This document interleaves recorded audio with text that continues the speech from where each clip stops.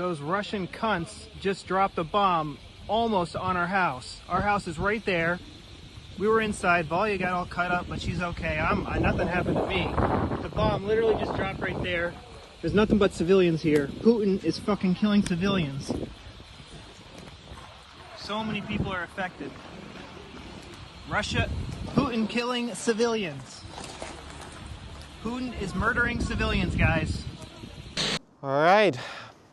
Hello. Hello. Greetings from Bucharest in Romania, and I am here with a fellow Western YouTuber, Mike, who's American, and he has a crazy story about how he fled Ukraine with the war, a city called Chernihiv, which has been very heavily bombed. So just thought it was an interesting story to share with you. Mike, tell us, where are you from first, and how did you end up living in Ukraine, and what was life like in Chernihiv before this invasion, this new invasion?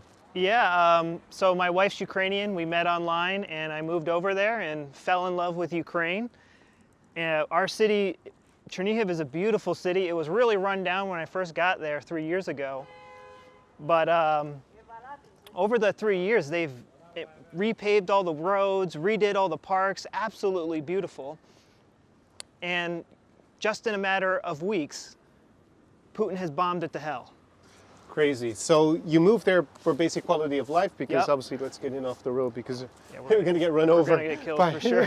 By I don't even feel safe on the sidewalks here. So Bucharest has got different dangers to Ukraine. So Yeah. you moved because quality of life was basically better, because it's a nice town, cost of living was lower. everything is super. Like we just bought two apartments, one for both like $50K each, right in the middle of downtown.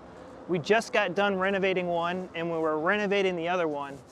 And probably like the second or third day of the invasion, we were making lunch in our kitchen, and a bomb landed 30 meters from our house. It blew out all the windows, Wow, crazy. destroyed walls. I mean, it was absolutely, and there was no military targets anywhere near us. The bomb actually landed on like a kindergarten right next to our house. That's insane. It's crazy. So what I've seen is a lot of pictures of indiscriminate bombing, right?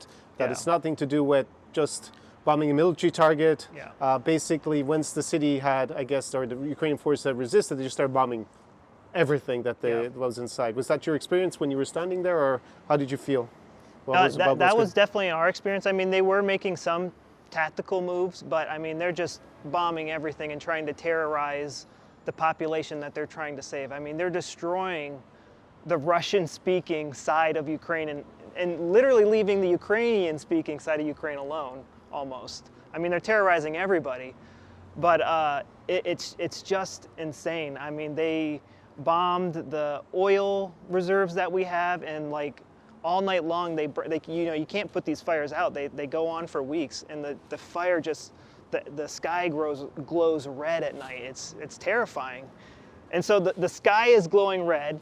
You poke your head up out of your little bomb shelter, you're hearing the sirens, and there's this one terrifying weapon that they use. It's like the 21 gun salute, like on the back of a car, and it's just like 20 explosions back to back, and it feels like you're in an earthquake. And one night, I swear, like 5 of them went off. Wow. They're just destroying the city. So basically, what you've been seeing is effectively vandalism, right? They're Yeah. not really trying to just take the country militarily. They're also just kind of wrecking the place, Yeah. punishing the civilian population and the Ukrainians for resisting, trying to wear down the morale of the people. So was your own apartment hit, or any of your own building, what you'd invested in, damaged directly? Oh, or? yeah, like all the windows are destroyed.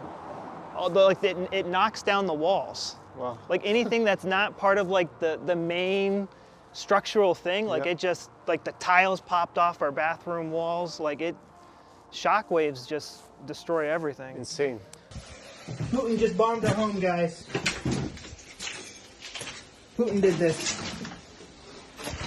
He's bombing civilians.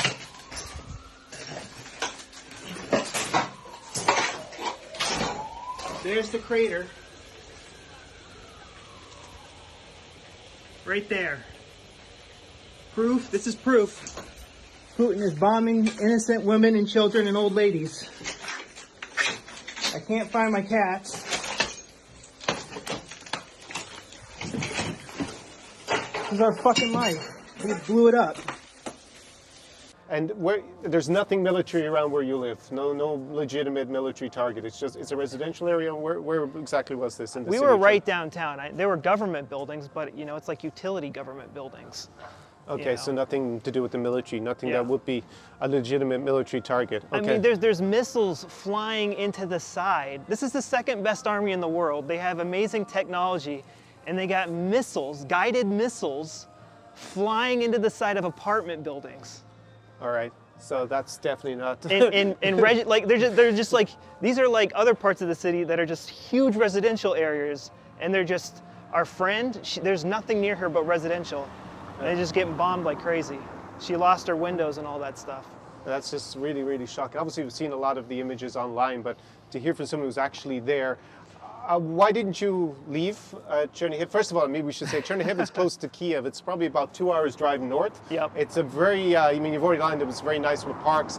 I was planning to go there and actually film a vlog because I like the town a lot and I hadn't been there for a while. And I was going to wait until the weather was better, it's green because you have a lot of churches there. It's beautiful place. in the summer. And then just to see, I mean, I've seen some images of the center absolutely leveled, which is what you're describing. So tell me, before the war started, before this invasion started and Chernihiv was targeted, did you think a war was going to start, and why didn't you evacuate sooner? So I didn't think a war was going to start just because I just politically knew that it was going to be a disaster for Russia. And I thought that Putin was just kind of poking the West to see what they would do. And it wasn't until he made that big long speech, it was like 20 minutes, and he just crapped on Ukraine for 20 minutes long. And I mean, the easiest way to sum up Putin's attitude towards Ukraine is he's just a jealous ex-boyfriend. And you can see it in the targets that he's targeting. But when I heard him make that speech, I was like, okay, my wife didn't want to leave. I was like, hey, we got to get going.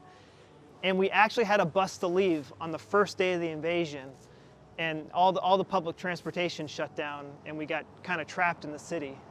But luckily, a few weeks later, we were able to get out. And just 3 days later, like, the roads are closed. I mean, there's like Russians all over the roads. Like, it's really tough to get out now. Terrible. So how did you evacuate exactly? How did you manage to get out of it? My wife found a bus, because through inside friends, I don't know how she did it, but yeah, we got a bus, and our bus driver had we had two like assistant bus drivers with guns and stuff. Wow, so really dramatic. Yeah. So you were in a bus with armed drivers to try and protect you and did you have to go through a Russian controlled checkpoint at any stage? We did not. Okay, so you managed to go through, I guess, Ukrainian troops around the road. But if we were to go that same path today, we would be going through Russian checkpoints. Okay, so the Russians have advanced around the city in the meantime. Okay, so you managed to escape. The Russian forces have blown up a lot of the city. Mm-hmm. I've seen that, on Telegram and all these Telegram channels circulating videos, but you can confirm because you were there. Yeah. Exactly, the carnage and indiscriminate bomb targeting of civilians. Pretty terrible situation. You evacuated first to Kiev, or how did you get down to We literally got on like a 24-hour bus drive. The bus dropped us off in like the middle of the Carpathian Mountains in this tiny village, and then we just got a taxi ride from there to the Romanian border. And we just walked across the Romanian border, so. Okay, interesting. Because in Poland, it's crazy. Was it near to Suceava, or which border crossing did you cross? Oh boy, it was the one nearest Cluj. Cluj. All right, Cluj. so he was at a different border crossing to me. I was a bit further to the east. It was in the mountains. Wow. Okay, so you really went somewhere remote to get across there. It was super remote. Yeah. So, how was it crossing the border? How long did it take? Was there any issue? We just walked right across. They were like, "You look older than 18." I was like, "I'm American." And because we should say that men who are Ukrainian citizens between the ages of 18 and 60 are not allowed to leave the country at the moment. That was introduced on the first day of the war. They might be, I guess, in the future conscripted, although that doesn't seem to be the case so far, as far as I understand. So it wasn't so much of an issue to get across once they knew that you weren't a Ukrainian guy. Okay, fair enough. And then you came down to Bucharest. what do you think you're going to do now? I mean, obviously Chernihiv, if the war ends tomorrow, will you go back straight away or will you wait? What do you think? I mean, we want to go back. You know, we can fix our house. You know, the windows aren't that expensive and fixing the walls isn't that bad. Like, we want to go back. We have our cats are still there. My wife's parents are still there. You know, Chernihiv is our home. Ukraine is our home. But in the meantime, we're just gonna, you know, my wife has the 3-year refugee status in the EU, but for me, I'm not a refugee because I'm American. So okay. we're probably just going to bounce back and forth between, you know, the Shenzhen region for 3 months and then some other European country. So Yeah, I mean, that's a good tip for anyone who's in this situation where you may have a Ukrainian girlfriend or Ukrainian boyfriend, and you are a Westerner, or, you know, not Ukrainian or not from the region that might be able to apply for asylum. So Ukrainian citizens can get initially a 1-year residency, is what I understand, in the EU, and then it's extended twice for 6 months, and then potentially there's going to be a 3rd year. So that's the idea at the moment. We're trying to get my wife an American visa right now, a U.S. visa, and we've been married for 3 years, and it's a pain in the butt. So the American government, it seems a bit like the British government as well, because they're I have friends who are trying to get their girlfriends to the UK. Yeah. And yeah, it's just a lot of paperwork, a lot of hassle. So they're actually just waiting in their case, in Hungary, in Budapest, while they get it sorted out. So yeah, way visa-free works for Ukrainians, and for, you know, an American like Mike here is you have 90 days visa-free in Romania. Then Romania is not in the Schengen area. So Schengen area for the purpose of immigration is like one country, right? So if you were to go to Hungary or to Germany, it doesn't matter which of those countries, you would have 90 days in that area, again, every 180.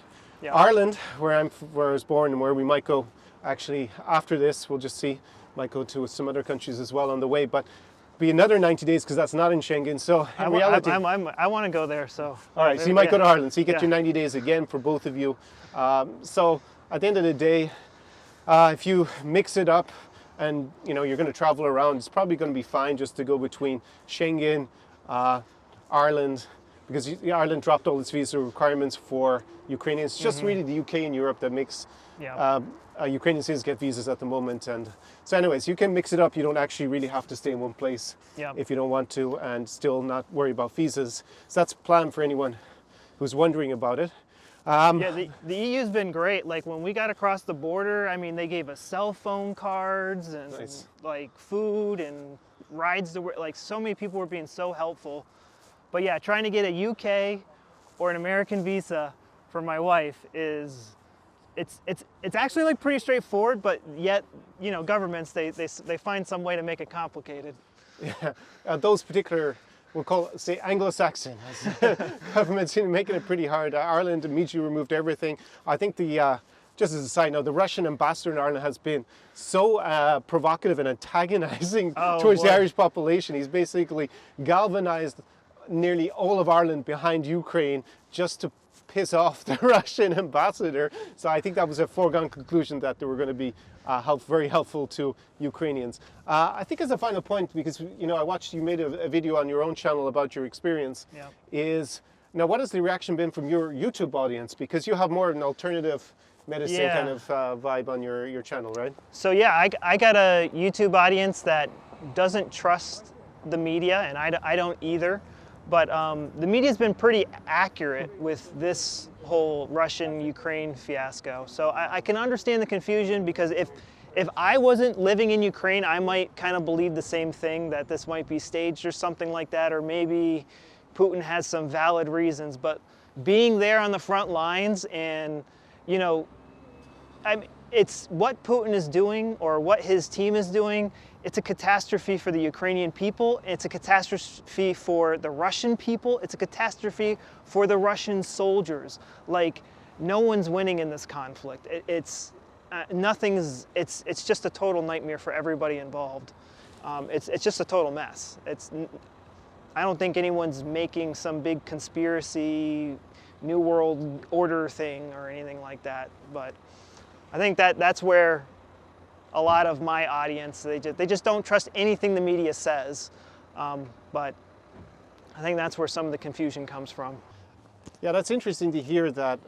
Did you get much blowback from your audience because you made a video on your channel describing your escape from Chernihiv? Did you get many comments from your fans saying, "Oh, you're I don't know, you're part of the New World Order, you're pro-Western, buy us meat," or did you know? Like, you know, like, so like I have like a video of me like showing my home and everything's just like totally destroyed, and people are like, "That's the Ukrainian. The Ukrainians did that." And I'm like, I've lived here. Like, it's absolutely ridiculous. You know, I got like a soldier like right down the street. Like, what? Like, we're not dropping. We only drop bombs on military targets. Like, I remember just watching one of these drone strikes. It's like in the middle of a Ukrainian neighborhood, and you know the tanks are just hanging out there. We hit the target, boom, right square. You know, like right in the middle of a neighborhood, but it hits the tank, the Russian tank. The Russians are just, they're using like World War II tactics where they just blow the whole city up. Putin is the jealous ex-boyfriend. He's jealous that these old Soviet states are going to the West instead of going to the oppressive Russian government. And he's upset about it, and he's just making stuff up to justify why to go to war. Or it's just a horrible strategy. You want to make friends with us, not blow us up. Yeah, a real, let's say, alpha male from my time before this conflict doing dating advice would just be higher value and attractive, and people will, and women in that case will want to hang out with the alpha male or the attractive guy, high value guy. The thing is, if you're not high value and you used to have a hot girlfriend, we'll just say that's Ukraine, and she starts to see guys who are higher value, or she perceives as higher value, which is basically what's happened here. Ukraine wants to be with the West because it just thinks it's a better choice for it.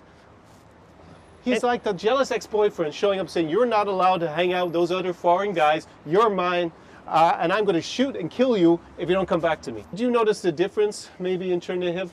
I mean, most people were speaking Russian there. Yeah. I mean, were there a lot of people supporting Putin and Russia, do you think, before the war?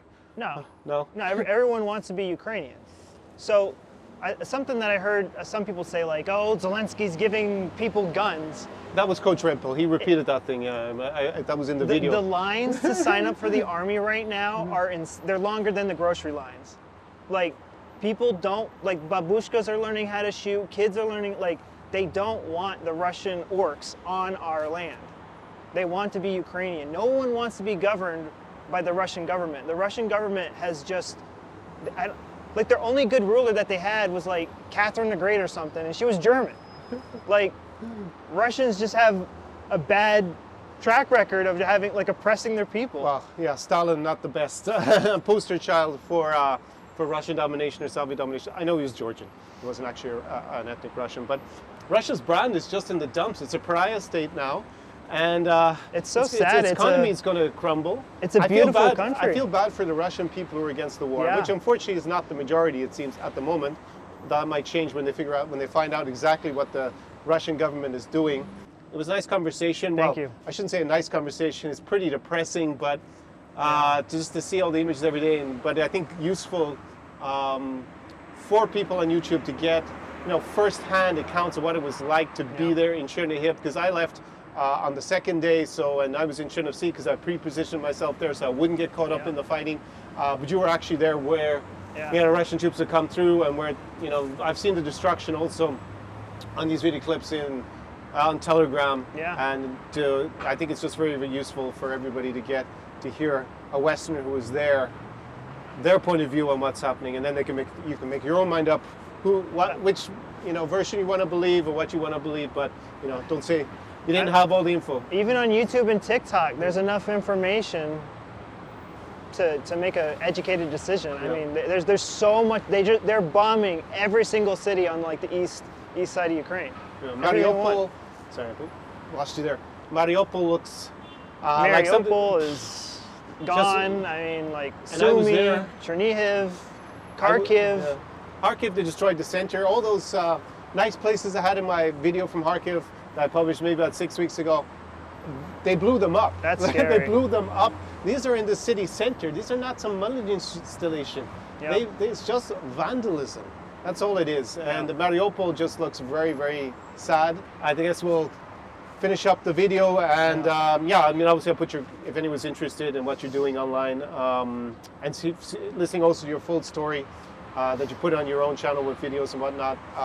We'll link that down below in the description, and Thank people, you can go and look at it afterwards. But yeah, from very safe Bucharest, fortunately, Bucharest.